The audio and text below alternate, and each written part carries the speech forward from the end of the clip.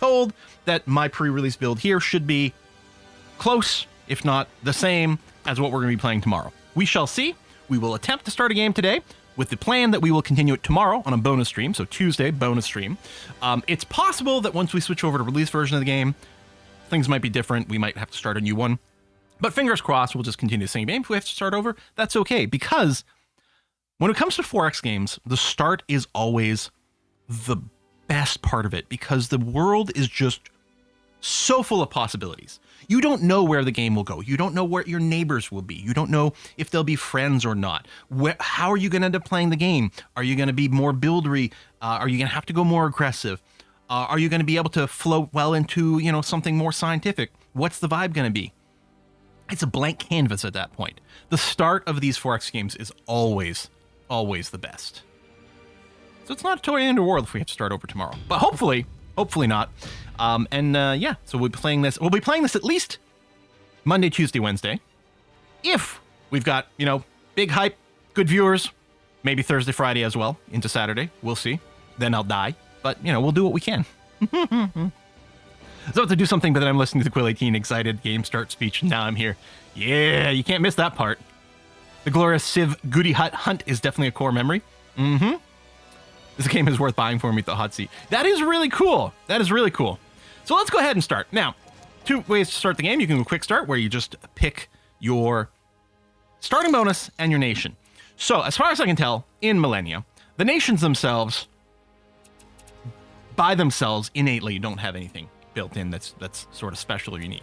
Instead, you get the starting bonus. Now, if we go to the custom start, it's quite obvious that these nations do, in fact, have a preferred bonus, like Aztec Empire, improvement point bonus. China, food bonus, for example.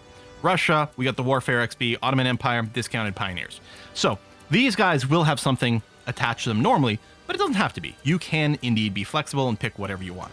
Now, the custom game setting does allow us to choose a map size and the map type and number of players. We're going to leave these default for a first game so that we get a nice baseline experience about things.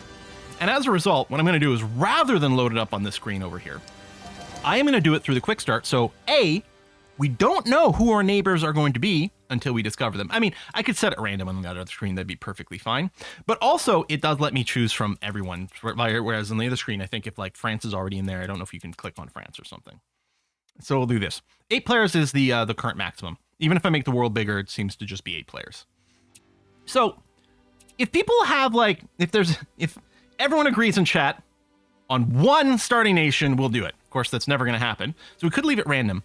However, classically, whenever I have played Civ and started from fresh, my first game is always been either Rome or Egypt. Because to me, when I think of powerful, successful ancient empires, I think of those two. Egypt if I want to build cool stuff, Rome if I want to take over the world. But I'm thinking maybe we just keep it random. Now, in addition to that, we have to pick a starting bonus, which again, we could keep random, but this I'm more interested in maybe picking because I think there's a lot of range here in terms of effectiveness. Right? Starting with an extra scout or a warband unit, I'm not sure I need that. Although scout arguably would be interesting. Maybe it gives us a chance to get 3 landmarks discovered, which does give us an alternate age option. I kind of like the bonus to culture or even production, because your base capital's production is 2. Might be a little higher if technically maybe you can work a forest or something from the start. Although even then you probably don't want to, because you probably want to maximize your food production for growth. So going from 2 to with this 3 production, that's 50% more production early on, which is really nice. Bonus food is also really nice. You're right. +1 food. It gives you flexibility. In the end, it is each of your capital regions as well, which doesn't matter so much once you've grown. But yeah, they're all pretty nice. Improvement points is really nice. Now, I don't think this is per turn. I think this is just a flat chunk immediately, which could change our order. Discounted settlers might be nice. I don't think I care so much about discounted envoys or pioneers or even claimed territory. I don't think those matter too much to me. So I might not want to keep it random. Bonus food leads to fat people. Let them work for food. For this, let's just take the +1 production. But it'll be interesting to explore those different options as we go. So what are the nations currently? It's Aztec, Brazil, China, Egypt, France, Germany, Greece, India, Japan, the Ottoman Empire, Persia, Rome, Russia, Spain, Sweden, the United Kingdom, United States, and Zulu. And I'm going to put in a complaint here. What? No Canada? Come on. I mean, when you're talking about powerful, historical, classic civilizations of the ancient era, how can you not think of Canada? Let's go ahead and do it. I'm going to leave the difficulty to add up because we're still learning the mechanics over here. So we're going to do this. Canada DLC. You go Sweden, you need anything else. Sweden's not overpowered. I mean, I played Sweden. It was random, but I played Sweden in the 2 videos I did recently. Apparently we're playing as America. All right. That's who we're going to be. Starting as New York. We've got sheepies and deeries. Well, game in our starting hex circle over here, with more shoops and some woots over here. We got New York City. Maybe we do. We'll have to decide if we're renaming our cities from chat or not. Currently, even though we do have these tiles don't do anything extra currently until they're improved. So this tile here has sheep on it, but it's just a grassland. So already, actually, there's a difference here from Civ, right? In Civ, if there was a resource on a tile, usually there'd be a little bit of an extra boost from working it in the first place, even unimproved. That's not really the case here. So this is a grassland which we simply forage by having no improvement. It's just getting foraged, which is worth 2 food. If we compare it to a scrubland's only 1 food. We don't have any other tile types in our inner circle. If we did have the forest here, it could be foraged for 1 food and 1 production, so sort of a split thing. And then the hills over here are 1 production. So early on, what you're really hoping for in your capital is almost certainly grassland for the food, and maybe, especially if you started with food bonus, instead you could work the forest for the food production split. Let's talk about some of the ways that some of the mechanics work very differently in this game. So we got 2 tabs, the worker layout over here, which shows where people are working, and the build tab over here where we queue things up in a way that's kind of familiar, right? And we do have a production value. So over here, the little hammers, this is our production. We start with 2. From just being a tribal government. That's our current government form. 2 production is in there. And then we get +1 because that's what we chose for our starting nation. So again, 50% more production right off the bat is kind of a big deal and going to be very helpful. Food, on the other hand, so this is very similar to any Forks game we played. It's Civilization. Food works very differently, though. We are not filling a food bar and then have our population grow. We do have a bar over here that represents our growing population. We currently have a population of 1, and it's going to grow in 4 turns. But this growth rate is based on how your needs are met. Now, at the start of the game, your only need is food. And if you're meeting 100% of the food need, the population will grow, albeit fairly slowly. But then as you meet more and more of the food need, the population will grow faster. For example, if I come over here, if I just make my worker idle, so we're sitting at 100% food need met, we're going to grow in 40 turns. Now, if I put my worker on the scrublands, so now we're meeting 150% of need. Now we grow in 8 turns. Or if I put it on a grassland, which is obviously what we're going to do in this situation, we're going to grow in 4 turns. Right now, food is the only need, but that's going to change. I think at population 5, housing becomes a need, and then not too long after that, some needs do come in with the population. Some of it come in with ages. So there's food, housing, irrigation, luxury, education, electricity, religion, ideology. If there's another need, I can't think of it right now. Wi-Fi, yeah, there you go. These are all needs that your city will get, and then your overall needs over here, this number here, is going to be averaged from everything else. So its growth is much more complex eventually, and actually fairly soon, than just providing more food, although early on that's it. Currently, there's obviously no reason for our worker to do anything but work a grasslands for maximum growth. I mean, and right now, all we're growing is we're growing our population so that we can make more food, so we can grow our population so we can make more food. So we're clearly going to want access to some tile that has a production boost at some point. But that will happen. Our borders will expand out. It is the value of influence over here, which you can see here is divided amongst all territory tiles bordering a region each turn. When a tile gains enough influence, it is absorbed by the region, expanding the region's borders. So this is what pushes out our borders. Having more influence means our borders will expand more. There's also a variety of different traits that you can get that discounts the cost of the border expansion into certain terrain, for example, or when you build a town. So this, This is called the capital regions. This is sort of the city. You can build towns that are kind of like suburbs of this. Okay, they're not their own cities that you control. They're just a feature of this particular city, but your borders will also expand more over there. Also, towns are required to break the population cap. Currently, our population cap is 5. We will need to level up the region, mostly by building towns, to lift the population cap over here. But that's going to happen fairly quickly. Bum, bum, bum, bum, bum, bum, bum. Why are there more worker slots in the scrublands? Oh, it's actually just the number of tiles. I have 2 grasslands and I have 4 scrublands, and that's what you're seeing here. It's stacking them up. What it could show grassland, grassland, scrubland, scrubland, scrubland, scrubland. But no, instead it stacks them up. So we have 2 grasslands, so 2 slots, 4 scrublands, so 4 slots. Yeah, and this UI here, this actually is really quite useful. I do kind of wish that we had kind of our lazy mode buttons from Civ, where it's like, could you automatically move everyone around to maximize production versus food versus this versus that. Possibly this doesn't exist because there will be a lot of different types of production from these tiles, and production chains become a thing. But we'll look into that a little bit more later on. All right, we got to make our first moves. We have started here. We've got 2 warbands, sort of standard military units over here. I can right-click to open the infopedia for them. They are line units, so units have different classes. Line units they get countered pretty hard by ranged units. I think archers and crossbows. Where am I looking? Units over here. This is filtered to only show you the units that you have sort of seen so far. Let me go to the research screen for a second. We are currently in the Age of Stone, so we know that archers are a concept that can exist because we can get there with by researching defense. We can't peek ahead of time at some of the other technologies. Obviously, these will be memorized. So, for example, crossbow units exist, but they're not in the infopedia yet because they're not there. But if you took a look at the archer, oh, it doesn't actually say the counter here. Yeah, there we go. In this tooltip, you can see it says combat modifier 2.5 attack versus unit type line. Ranged units, crush line units. So there's a bit of a mechanical thing. The actual... Hey, Matthias, thank you. Thank you, smiley face. Well, thank you too, smiley face. Thank you, less than 3.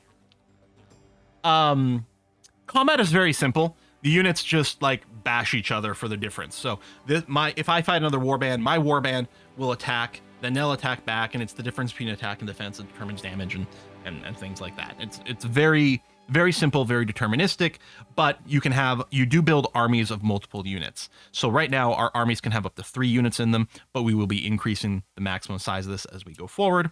And then unit types and counters all start to come into play.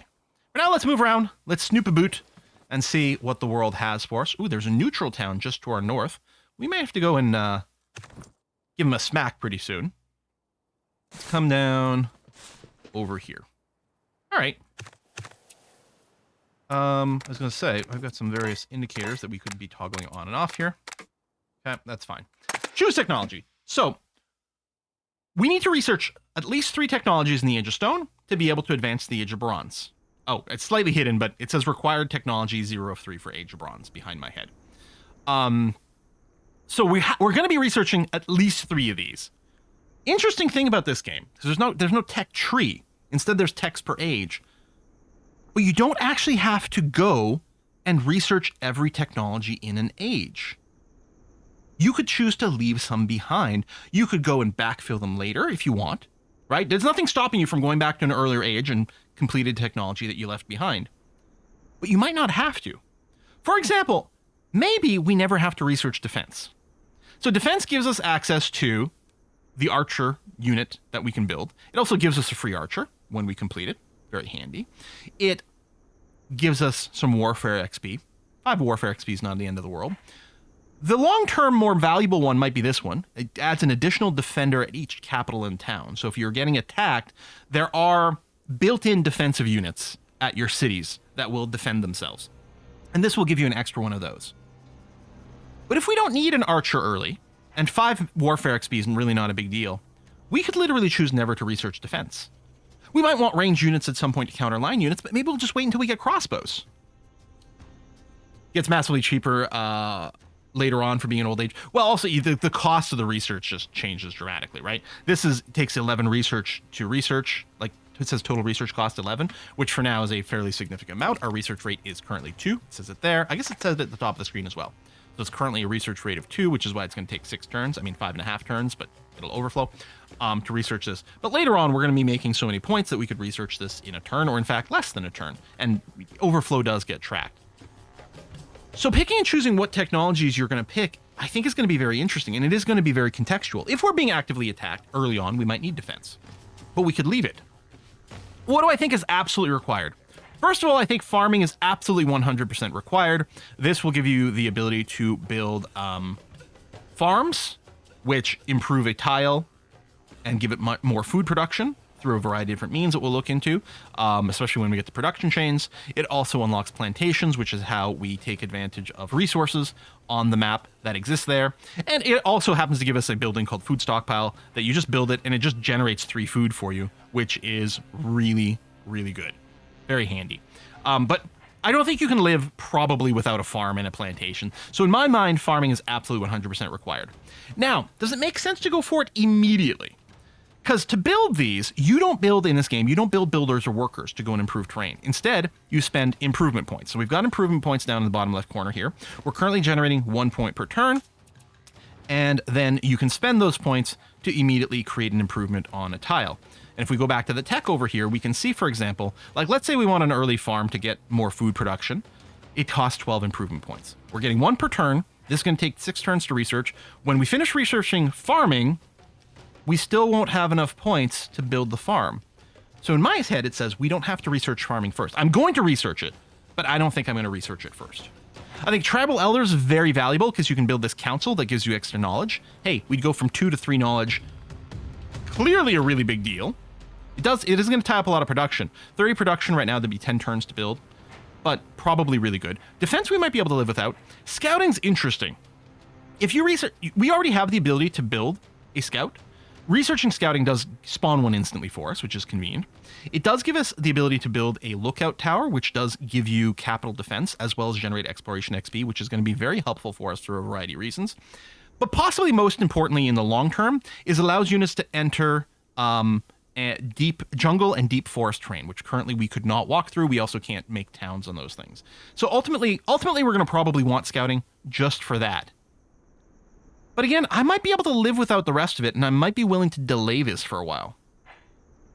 That brings us to workers. Workers does a couple of things for us. First of all, it unlocks a new improvement called the Clay Pit, which gives us the ability to improve our town's productions as well. I believe it gives us +1 production and +1 improvement points. So if we build clay pits, we get more improvement points so we can build more improvements. Also more production so we can get more buildings, which is very nice. Good way to boost our production early on when we don't have a lot of capabilities. We currently can't build mines. We also can't, chop down trees, turn them into lumber, any of those production chains. So early on, the clay pit can be very useful. It also, and perhaps most notably, gives us an instant 8 improvement points. Not per turn, just a one-shot injection of those. Which does mean if you research workers right away, as soon as it finishes, you will have enough improvement points to immediately build the clay pit. Or you can go workers, then go into farming, and then when farming completes, you'll have more than enough points to start popping down a farm, maybe get a second one probably pretty soon after that. Because you'll have accumulated a total of, assuming your tech doesn't change, 12 turns worth of improvement points, plus the 8, you'll be sitting at 20. It takes 12 to build one of these, so after 4 turns, you'll be ready for a second one, and that's kind of nice. As much as I'd like to get tech sooner, I feel like what I'm probably end up doing is probably going to go workers into farming into Tribal Elders, maybe advance into the Age of Bronze at that point, and then depending on how things go, maybe immediately backfill scouting or do it later. So I'm going to start with workers. I'm not, at this point, I don't know if this is going to be the god tier build rate, like build order, but it feels pretty good. I think I've laid out a case for why I think that's kind of appealing over here. Some of it is also going to depend on what your starting bonus is, right? If your starting bonus is, I don't know, more tech, does that change things? I don't know. Now, we have to go and build something in New York over here. What are we going to start with? Well, we could build palisade walls, which just gives us better defense if we get attacked. I don't think we need that right away. We could build a town center, which gives us more government XP, which is actually very appealing. We could build a dolmen, which gives us more influence, which pushes out our borders more, which is also good, but I don't know if we need it as a priority. Here's the thing, because I'm thinking of delaying the scout tech, I think building a scout cavalry first makes the most sense for me. If I was getting the scout tech, then I wouldn't build a scout. So already we have 2 different directions to go into. Maybe for you, and give it a try, research the scout tech first, which I have done. Research the scout tech first, and then don't build a scout because you get one for free. So I'm going to go ahead and build the scout cavalry. I think that's okay. I don't think I need a warband right now. We cannot build a dugout canoe because we don't have a docks built. We can't build an archer because we don't have the technology. Of the buildings, the town center is the most appealing. But I think I'm going to build the scout first. Probably scout and then town center. Now, the town center generates government XP. What is this used for? Well, you can see these domains over here. Currently, there's only the government domain, but more will be added soon. I mean, we already saw, if we research defense, it gives us 5 warfare XP. This is not XP for your units. It's a mana, right? Government XP, warfare XP, this is mana that you can spend on things. Government XP can be spent on a power. Currently, the only power we have available to us is Spawn Settler. Costs us 30. Guys, I heard settlers are pretty good in a game that's like a 4X civilization builder. They seem kind of important. So government XP, pretty appealing. But the other thing was we have a government. We currently have a tribal government over here. Not very impressive, but probably the first thing we're going to be spending some XP on. 6 government XP gives us tribal farming, plus 1 food in our homeland, in our capital. You can also spend 6 for raised tribal army. Now, it's important to note that it says spawns a warband in your selected capital, vassal, or outpost. This doesn't happen immediately when we push this button. This unlocks a new power. This gives us a new government domain power. This gives me a new button here that I'll be able to click to spawn a warband. So I probably don't want that one early because I have to spend the 6 to unlock the ability, and then I'm going to have to spend more to use the warband. I think tribal farming is the thing to do immediately for the +1 food. Maybe less relevant for our setup because we don't have a productive tile. Normally I'd want this, and then I'd move my population, my city, to a tile that can produce instead. But maybe this will give us the incentive. Maybe I will immediately build a clay pit this time as soon as we get that tech. And then when I get tribal farming, I can probably work the clay pit while still having some amount of food. Obviously, oral history is going to be very appealing once we get 20 government power. It is locked here. We're going to have to get something on this level first before we can go over there. And then community projects, because more improvement points, also very good, but I'll probably prioritize this. What I can do, if I want to make sure I don't forget, if you control click on most of these buttons, it'll put a little bell over here. It'll give us a reminder when I have enough points over here, down in the bottom right corner, which I know I'm covering right now. It's just a button that says end turn, but this is the thing that lets you cycle through your pending units and everything like that. It'll also have a reminder, hey, you wanted to do a thing. In fact, I'm going to put a reminder on Spawn Settler over here. If I get the 30 government power, I want a little reminder of that as well. So I'm going to end turn. Hey, we are 23 minutes into the stream. Let's go to turn 2 of the game. Speed run. It is the year 9750 BCE. We don't know what this whole Common Era thing is, but it's probably going to be very exciting. Let's keep snooping about. I don't really need to go to the neutral town right now. What I'm really looking for is probably mostly goodie huts, so I'm going to veer away from this for now. Hey! Our first goodie hut. Tribal camp, but still, we're going to go and visit that. And then in the south... Oh, we got another one here! Let's visit. Ooh, Tundra, so we're clearly near the south side of the map. Lost Archers. A lost archer unit is making camp, hiding from barbarians. We have 2 options. One, we could give them supplies and get 10 warfare XP. Currently, there's nothing for us to really do with warfare XP, but that is kind of nice. But this is very enticing, especially since I'm not looking to research the defense tech. I'm going to go and spawn a free archer. Now, this archer has joined this army. I will want to group these guys up relatively soon to just deal with some barbarians and things, but for now, scouting is what we're looking for. So I'm going to move this archer over this way, and then we get stopped. This is forest. I can enter this. This is deep forest. I actually can't walk into this right now until I get the scouting tech. The number underneath the unit is the general combat strength of this army. Okay, we ran into a barbarian encampment over here. If I mouse over, the prediction, if I attacked here, I would take medium damage, I would deal light damage, and it would end in a draw. We deal damage to each other, but no side would just win. We might have to pull this archer in right away. Let me group up first of all. And then we might have to clear this immediately with this army here. And hopefully these 2 are enough because this guy's a little far away. And clearly we want this guy to go into this tribal camp. A mysterious village. Ooh. This small village looks very old. The people here have settled atop ancient ruins, holding secrets unknown to your people. I can either get exploration XP, which, again, all these XPs are good, but I don't think we'd have anything to do with exploration XP right now. Or I can take the govern XP, which is great because I'm going to click this button because then I can go and get tribal farming. Again, tribal farming currently isn't going to do anything for us. because we already have more food than we need. But there's no way I'm not taking it. I was going to say, unless we just save up for oral knowledge, but we can't because there's a lock. So I may as well hit this button because I'm going to want this. You can see the lock icon has gone away, so it'll move forward. If we look at New York over here, even though we're actually generating 250% of their food need, but you can still see it has capped at 200. It doesn't get any better than that. I could have my worker work the scrublands and still be at 200.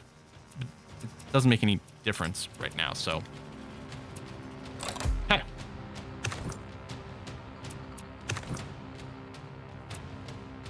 I don't want to go too far from my homeland. I'm looking for places to maybe put down our first settler base.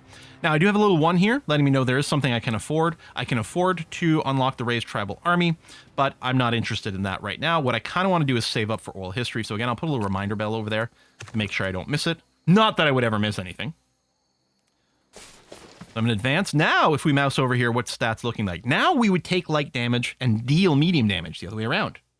It still predicts 100% draw, but I think this is good. We're going to go and start trying to obliterate this barbarian camp. So we'll do this, we'll get the combat screen, which to be fair isn't the greatest animations of all time, but it's very indicative of exactly what's going on with the combat. We have to punch through these walls here, and that's it. Everyone's done all their attacks that can be done. We've done a fair amount of damage to these defenders. I think our archers are shooting this defender.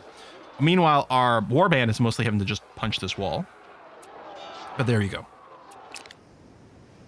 But we're probably okay to continue attacking here going forward. So that's going to be fine. Let's go ahead and next turn it up. Okay, we have completed our scout unit. The scout unit moves very quickly, which is great. You know, good movement, superior eyesight, less combat skill, and that's true, although they can still fight. We could actually, they move so fast, we could consider having them join this army temporarily to support this. I don't know if we will, but I am going to move in this direction because I may as well. It'll give us the option to have the scout going and reinforcing this maybe for next turn if we want to. So if I went to attack here, let's take a look at what we're looking at. Taken, no damage, dealt light damage, predicted 100% draw. So I suspect what's going to happen here is we're going to kill the enemy warrior, but we won't quite have enough punch to break through the wall yet. But it looks like we can very safely attack, so we'll go ahead and do that. And you can X out of this if you don't want to watch the animation. Well, let's do it for the first few.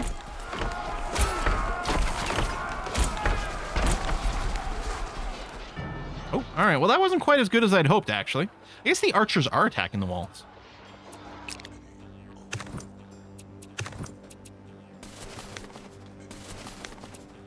Okay, we have now stored up enough culture to use our first cultural power. So we've got a few options here. There will be many more cultural powers added to this as we go forward. And we basically build these over time based on our picks for governments and different things like that. So we could raise an army. If I do this, spawns 2 warbands. You know what? Maybe this would actually be very useful right now. Local reforms boosts our production. So it says all resources generated in the region for 5 turns will be boosted. I don't know if we'd get much value out of that in New York right now. We could also create a town. Now, currently creating the town won't do that much. So it says creates a level 1 town in or adjacent to your territory. Towns increase a region's level, generate wealth per adjacent improvement, generate influence to speed expansion into nearby territories, improve defenses for the region's capital, and newly produced units can be set to spawn there instead of the capital if you want. And then with the engineering domain power, once we get to engineering XP, you can level up the town. This does help you, yeah, so it increases the region level, which alleviates the population cap, and the territory around it, well, maybe it doesn't say that anymore. See, I'm pretty sure it used to say that the tiles adjacent to a town were cheaper to expand into with influence, but maybe all it does now is generate more influence for you. If we did click this, like, we could claim a tile and New York would immediately, like, absorb the extra tile there, which might be valuable to, like, expand into towards the forest for production. I don't know. But I'm actually wondering if we might just raise army right now. Kind of think I'm going to do that. Because we actually might need some extra punching power down here. And the scout's not really going to cut it. Region here is idle. I would like the town center for more government XP, please. Let's do that. Oh, it did say it speeds up expansion into neighboring tiles. Okay. Must have been skipping over that. So over here, let me pull out this heavily damaged warband. You actually, yeah, I'll send you all the way home just to heal up faster inside of our borders. And then this scout is to move here. Oh, another barbarian encampment and another goody hut. Okay. So Archer, I'm just going to have you chill here for a turn.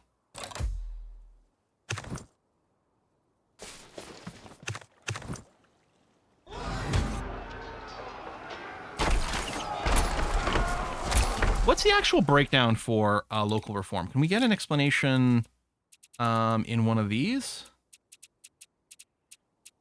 Like for domain powers? It's because it doesn't really define it very well. All resources generated in region. The problem with New York, it will generate a little bit more knowledge and maybe culture, but I just feel like it doesn't generate that much early on, but maybe it would. I'm just worried it would just generate even more ridiculous amount of food. Like, if we were producing more hammers, I might be more tempted. Yeah, it improves everything. But the problem is, I mean, if it just gives a flat +1 to everything, then maybe that would have been the thing. On the other hand, I'm actually happy about the warriors here. I think that's going to be pretty useful. Pop this goody hut. Again, I don't think I care for the exploration XP right now, so I'll just get another scout cavalry. And we'll just split you off. You come back around this way, please. Increase all production by 50%. That's what I thought. I thought it was a production thing. And the problem is right now with New York is we're actually overproducing on food. I mean, a little more production, a little more science. It would be good, but I'm kind of waiting until... Yeah, I'm happy with this. I'm happy with the warband. Obviously, the local reform would be good, but I'm happy with the warbands to help us deal with this issue right over here. When we get a little bit more production, that might be the thing we do next, although we'll probably need a town first. Okay, workers is done. I am going to go to farming, although, again, I'm tempted for tribal elders. In our tribal tech over here, I could take community project for the improvement points, but I think I'm going to save up for oral history. Now that we've got this, I think I would very much like to get a clay pit going. Part of me was like, let's get a farm going right away, but we're more than good on food in New York, although that's sort of kind of true. Our needs are actually only at 175% over here, and it'll be less if I build a clay pit, but it'll boost our production, and then we'll still be able to follow up the farm relatively soon to help with things. Although, yeah, I think I like this idea. So a clay pit gives +1 production and 1 extra improvement point. So we'll double our improvement points. Right now it's only 1 per turn. I think I like the idea of doing this. You can't build a clay pit on scrublands. You can just build hunting camps there, which do give you some extra food if you want. This makes the scrublands give you a meat. So instead of producing just 1 random food, it'll produce a meat, which is worth 3 food, which is pretty good. But I think I like the idea of a clay pit first. So you can see the needs in New York is now only 125% met, which is slowing this down a little bit, but our production's gone up by a point, and we get the improvement points, which will then hopefully go back into making more food for us. So I'm hoping we come out ahead by doing it in this order. We shall see.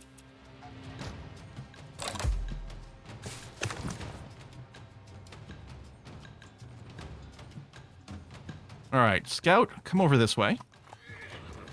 This Scout, go there. Hey, Belfast. This military unit, pull back. We might get you to group up this warband. And over here, there you go, 100% win rate. So let's go and finish off this barbarian encampment. There you go. Shot that dude, blew up the walls, easy peasy. And when you blow up a barbarian encampment, you get to pick a reward. 50 wealth. I mean, right now we have 7 money and no income. So this represents a lot. So we can't really do anything with 50. Oh yeah, there's a landmark I got in 1 poke. Yeah. Here, 5 knowledge. That's 2.5 turns worth of knowledge. Actually finishes farming right away, which doesn't help us because we don't have the improvement points yet, but is still, I think, the way to go. We'll go there. And yeah, I have to go and get the landmark. I was just busy talking about things, and I forgot that I wanted the landmark over here. So one of these scouts is going to have to go and poke that. I just got myself distracted. So I'm just going to move into the city, and we'll chill there until we're healed up. And go. Which one of these should pull? It doesn't really matter. I'll get you to come over here and do that. And you're going to keep going this way. All right, so this group is slightly damaged, but not a big deal. Is there still a barbarian unit kicking around? Oh, it might have killed itself attacking me in between turns. There's another barbarian encampment over here, so I'd like to do that. I probably will rest these guys before we actually attack. What I might do is park myself outside of it and start resting because they could maybe attack me. So we'll see.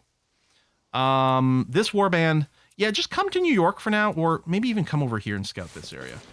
We got a reminder. Can't quite see it, but behind me, this button says currently reminders, oral history. For all those times I forget things, because I put a reminder on oral history, I get an explicit little pop-up of, hey, you want to spend your points here? Yes, I do. So we're going to go homeland, +1 knowledge, get that done. Excellent. So yeah, so here's the thing, right? If we had done local reforms, we would have gotten extra production in New York. But by taking the warband, we were able to clear this encampment, get ourselves a 5 knowledge boost, and we still have this unit kicking around, which we could have built. Like, the production boost we could have gotten in New York, we could have used for a unit, we would have gotten a little bit of extra science, but we still kind of got there, right? By generating 2 warband units, we sort of kind of ending up in a very similar situation, whereas if we just boosted its production, we ended up with a little bit more culture, we would have gotten extra, so if it was a 50% boost, although for at the time, I think we're only producing +1 improvements, like we might have ended up with like 1.5 more production. So I think in this particular situation, because the barbarian encampment was there, I think we came out at basically equivalent. We got a little less culture. We didn't need the food. That didn't matter. We were already overkilling that. We got a little more culture, a little bit more money. I think the science would have broken even. And the production, we actually might have come out slightly ahead because 2 warbands, that's 12 production each, unless, assuming we needed the warbands. In this case, I think it was excellent value, especially since this thing would have spawned more barbarians and done that.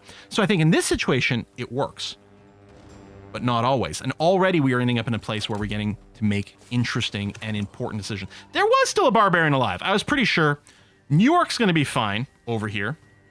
I'm not even going to bother attacking this guy because we're going to keep healing. He might just go and attack New York, which will be defended by both this unit and whatever like native units are just built in for defense. He could go after the clay pit, in which case we'd definitely go and punch him. Reform also boosts influence better in early town. That's a good point. Although the town's around forever, right? The reform boosts you, local reforms boost your production for 5 turns. The town is there forever. Did you get the warfare XP for fighting the barb camps? Probably. Maybe fighting the barbarians, like fighting might implicitly give you some XP. Wasn't actually paying attention there. Okay, you are coming over here. Discover that so we don't forget this time. Hey, it's Mount Fuji. Discovered by the United States. We get some exploration XP, +1 discovered landmarks, and we get some combat XP. The landmark discovery is going to be important when we get to some ages stuff. So farming is just unlocked. That's great. So our next age has to be Age of Bronze. It's always the way it works. But the Age of Bronze, the next default age would be Age of Iron. But there are options. There are variant ages that you can enter by meeting a few different criteria.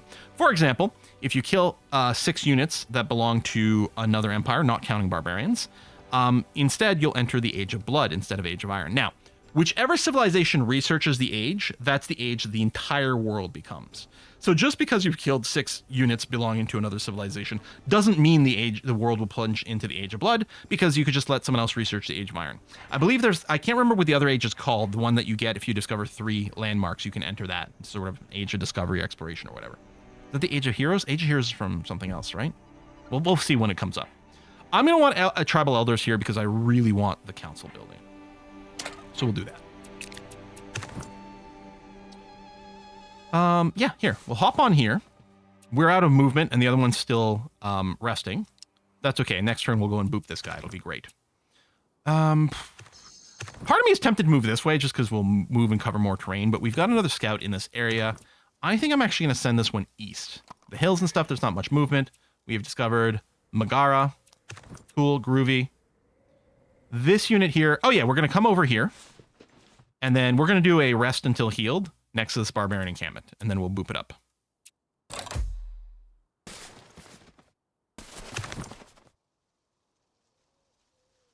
Scoot, I don't know if we can get around these mountains to the north. Oh, we can. All right, we'll give that a try and see what happens.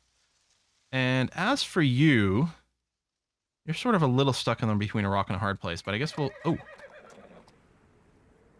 stop here. And then we'll go for that goody hut, assuming we don't get killed by something. We could promote this to a leader, but I don't think that's what we want to do in this unit. There you go. That barbarian attacked the city. We just smushed it. Easy peasy. Let me just go and pop over here. I know we're damaged and I might want to rest a little bit more, but I kind of wanted a little vision next to New York. speaking of New York, they're idle. So we built a town center. So now our government XP, we're generating, well, 3 per turn instead of 2 per turn, which is very helpful. We could build this food stockpile. That's very interesting. So a food stockpile would give us 3 extra food production, which by itself would bring us to 200% food need until our population grows again. I think that's probably what we want to do. Building a farm will also help with the food need, but we're going to keep growing. So I think what we'll do is we'll probably food stockpile. That'll also allow us to work more production-based tiles as well. It might be farmland, it might be more clay pits, I don't know. The dolmen's also tempting because the influence, which will help our borders grow. It's 3 influence per turn, and when you build it, it's a one-time border expansion. So 100 influence there to just quickly get a border pop, which is very nice. Oh yeah, we could build a hunter camp in the deer. That's true. There's a lot of value there because the hunter's camp by itself gives us meat, which is 3 food. The deer also gives us wealth for a little bit more money. Yeah, I should build that now. That makes perfect sense. Yeah. And then yeah, we'd maybe the pasture over here fairly soon. That makes sense. So our food need is being met, especially if we get the pasture, that'll help out as well. Maybe we do go to the dolmen. Oh yeah, the food stockpile gives you the region level of 1, which alleviates the food cap, but we've got some time for that. I'm thinking dolmen and then maybe into food stockpile. Well, actually, it's going to be dolmen into council is what it's going to be. So then the question is, can I delay the food stockpile?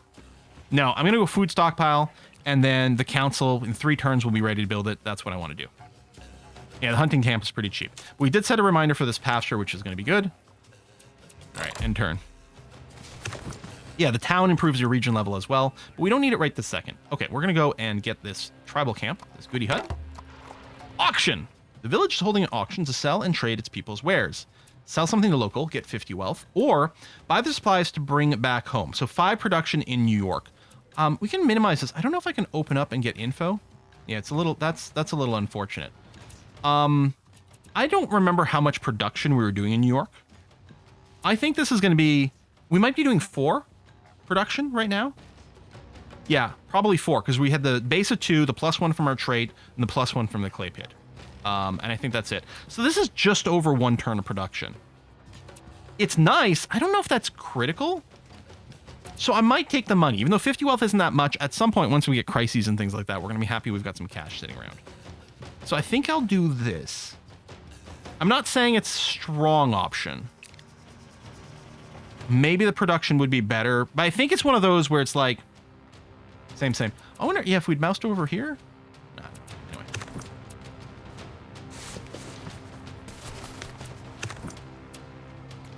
Oh, yeah, there's a dead end there. All right, well, at least now we know.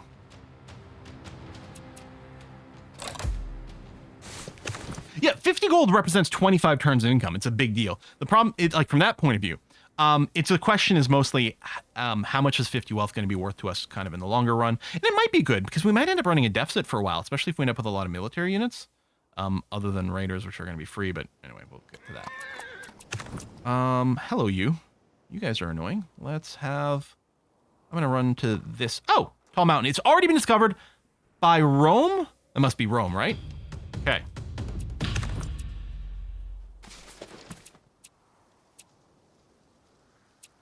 Tribal. Oh yeah, I'm just going to put a reminder here for community projects.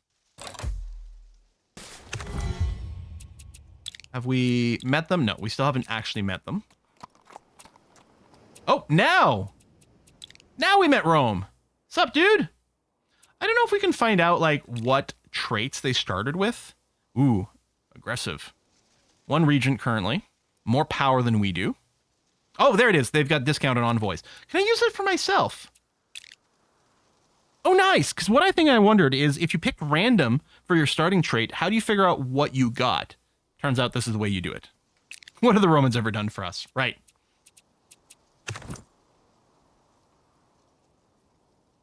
I might go and just boop this dude on the side. He's probably going to boop himself against me, though.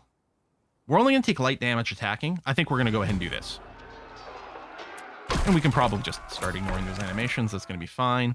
Definitely feeling a little bit boxed in. Let's pull back this way. Ooh. Can we... I don't know if we can traverse that way. I'm trying to visualize the hexes. I don't think we can. Okay, our cultural power is ready again. I don't think we need a town right now, although I am looking forward to border expansions into more resources. Certainly. But maybe we can live without a town, and maybe this time we go ahead and do the local reforms. On the other hand, Eureka. So we now have access to the Eureka power, which gives you a research injection. Every time you use it, it does, on subsequent uses, in the same age, it will have less value. You can see the times 80% Eureka culture power. So this time it'll be 5, next time it'll be 4, and then so on and so forth. We don't need a tech to enter the forest. You need a tech to enter the deep forest, sure. Just the deep forest over here. And that's the scouting tech. So a lot of times I quite like it. Currently, I mean, so this is about, it's a little under 2 turns worth of research. Might still be well worthwhile. We actually just finished our tech over here. Tribal Elders. What do we do next? Well, I don't know that I need to worry about scouting right now. We do have a deep forest adjacent to us. But I think we can live without scouting for now. And I also think we can probably live without defense for now. So I'm thinking we're going to progress to the Age of Bronze.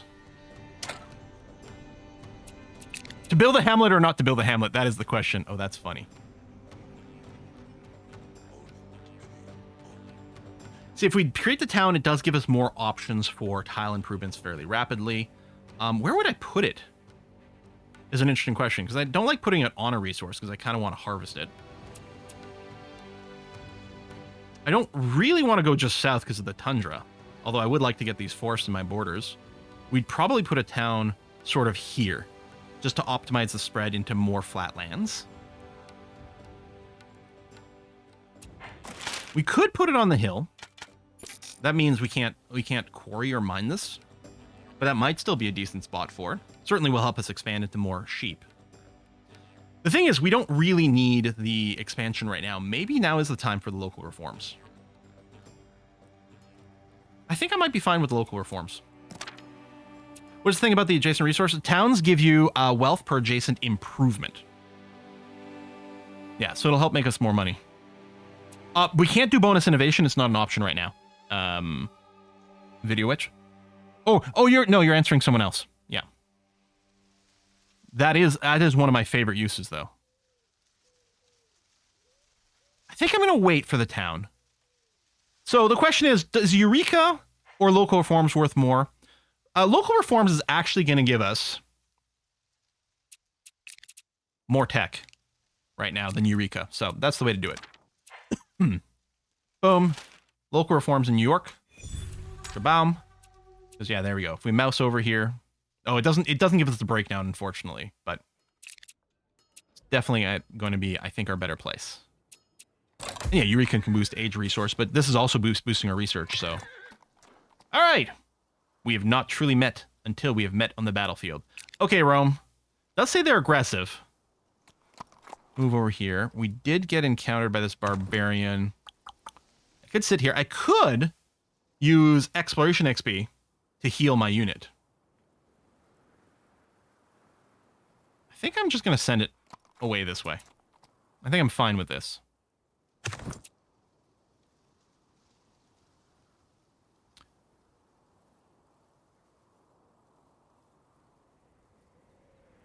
I think I'm going to move it here. Government XP. Do we community projects? Or do we save up for a settler?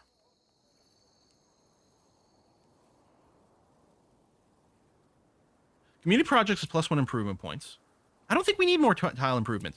Our population has grown, so we're going to want to improve something for it to work. Probably this pasture here, which is going to be in 2 turns. I think I want to save for the settler. I think that's what we're going to do. You over here, no damage, medium damage, that's good. We'll just skip the animation. Chugga, chugga, chugga. We defeated them. Warfare XP, Exploration XP. I think, oh yeah, I still can't click on these for reference.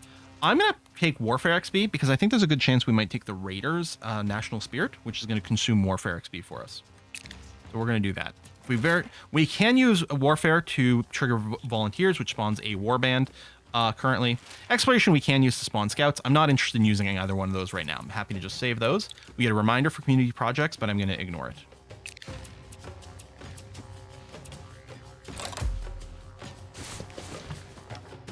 More barbarians.